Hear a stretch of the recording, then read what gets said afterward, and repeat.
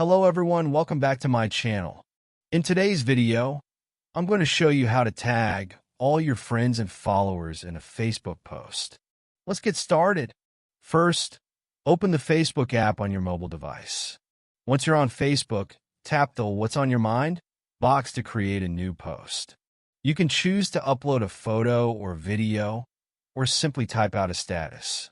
Next, type the content or caption for your post in the text box. Now, to tag everyone, just type the @ symbol. A list of friend suggestions will pop up. From here, look for the highlight option and select it. This will tag all your friends and followers at once, and the highlight tag will appear in your post. Once you're ready, tap Post at the top of the screen to share it. Facebook will then notify many of your friends and followers that you've mentioned them in your post. And that's it.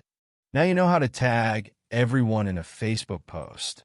If you found this video helpful, be sure to give it a thumbs up, and don't forget to subscribe for more tips. Thanks for watching.